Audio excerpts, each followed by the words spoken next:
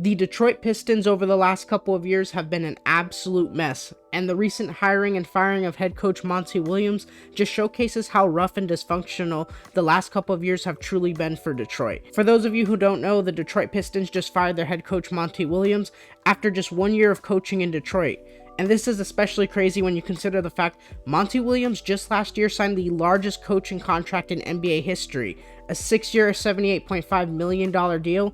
And just like that, 1 year later, he is gone, fired from the organization, while they still owe him a massive 5 years, $65 million left on his deal. And Monty Williams was a coach who before the season had one of the better reputations throughout the league. He got his first head coaching gig in Phoenix in 2019 after being an assistant for a long time across multiple NBA teams. And in his first year as a head coach, we saw the Phoenix Suns impress in the bubble, just missing out on the playoffs after going on that impressive undefeated run. And in the 2020 to 2021 season, Monty Williams led the Suns to the NBA Finals, which was very impressive for a second-year head coach. They of course had a couple of disappointing postseasons after that finals run, leading him to getting fired in 2023 and eventually hired by the Detroit Pistons on that enormous contract we talked about earlier. And when Monty Williams signed with the Pistons, he was seen as one of the better coaches on the market. There's a reason why he received such a huge contract. Many media outlets considered it one of the best head coaching hires in 2023, and it seemed like the Pistons were finally headed in the right direction. A new head coach, tons of young talent such as Cade Cunningham, Jaden Ivey, Jalen Duren, vets like Alec Burks and Bojan Bogdanovic. And then the disaster that was the 2023 to 2024 season happened, leading them to fire Monty Williams with an insane 5 years, $65 million left on his contract. And what many people forget about the Pistons throughout the season, they actually had a slightly promising start. They started off the season 2-1, but then right after that, the wheels fell off and they ended up losing a historic 28 straight games, tying the NBA record for most consecutive losses. And this stretch from Detroit was absolutely miserable and sad to watch, even if you weren't a fan of the team. And a lot of the blame was shifted towards the head coach Monty Williams, rightfully so. Specifically, many of his lineups and personnel decisions he made throughout that stretch. Some of the biggest head-scratching decisions Monty made was just not giving Jaden Ivey ample playing time. He had guys like Killian Hayes starting over him for a large portion of the beginning of the season. It really seemed like they were desperately trying to make the Killian Hayes pick work, despite it seeming like an obvious bust after the first couple of years.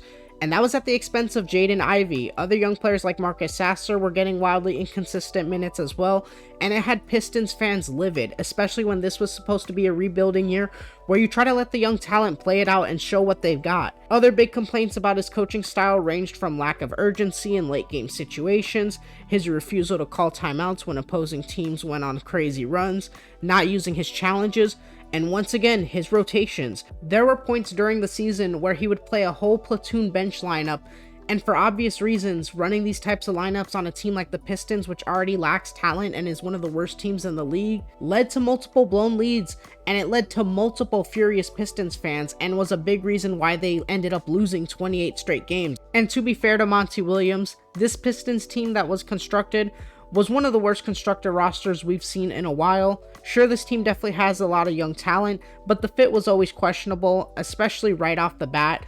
On paper, Cade Cunningham, Jaden Ivey, Ausar Thompson, Jalen Duren are all intriguing young players who have the potential to be really good in this league. However, there's not a lot of shooting around Cade. Ausar still has a long way to go to find his shot and to really just become a good offensive player.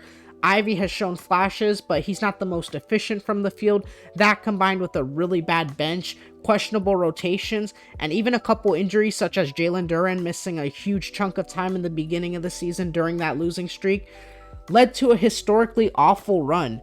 This led to a lot of questioning on the hiring of head coach Monty Williams right off the bat. Many were calling for his job during that long losing streak. Many felt he was simply disinterested and didn't want to be there or a part of the team, and that his adjustments and rotations were proof of that. The Pistons did eventually break that losing streak and ended up finishing the season with a record of 14-68. Still a really bad record, all things considered, especially considering all the young talent they did have on this roster. However, not historically bad enough to achieve the worst record like many predicted early in the season. The Pistons, of course, traded away vets like Bojan Bogdanovic and Alec Burks, and brought in a couple intriguing pieces like Simone Fontecchio. And now headed into this offseason, they look to continue their rebuild and hit a soft reset after dismissing Troy Weaver as GM and bringing in Trajan Langdon as their new GM, and finally ripping that band-aid off and firing Monty Williams. but the whole situation has just been an entire mess. One thing not being talked about is just how much time they waited to fire Monty Williams as well. Usually when we see coach firings, it happens almost immediately after the season. This is of course done to help teams maximize time when looking for a new head coach. However, the Pistons waited all the way until after the NBA Finals to fire Monty Williams instead of picking a direction earlier. Now multiple head coaches have been poached from other teams, making it very difficult to hire the next successful head coach of the future for the Detroit Pistons, especially with the NBA draft and free agency just around the corner. And to add insult to injury to all of this, the Pistons, after having the worst record in the NBA for the second year in a row, went into the draft lottery this year with the technical best odds to land the #1 overall pick, and unfortunately for them fell all the way down to pick number 5. That's the second year in a row that exact same scenario has happened to the Pistons. As the worst team in the NBA record-wise, they had a 14% chance at the #1 pick, and the furthest they could fall to was pick 5, and just like in 2023, they fall all the way to pick 5, which is absolutely devastating for a team like the Pistons,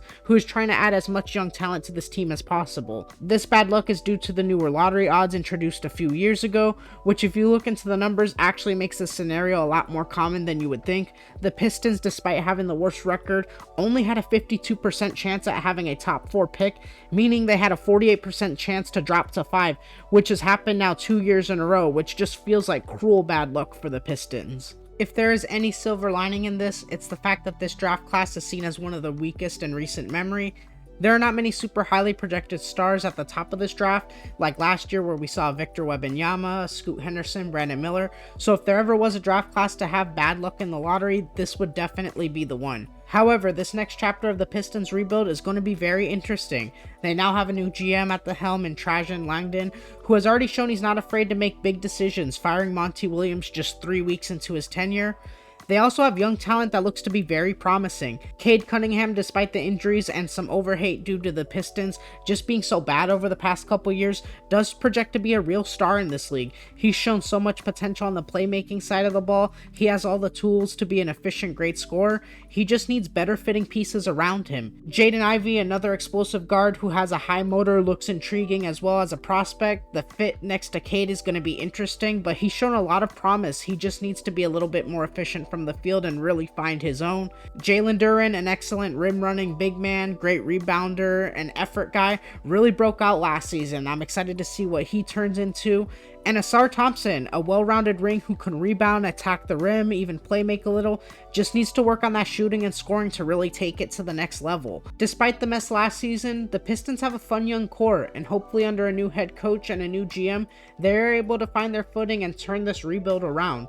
They will be able to add one more interesting young piece in the draft. They have an insane $60 million in cap space heading into this offseason, so hopefully they can add vets that fit with this team to help bolster this young core, similar to how Houston did last year.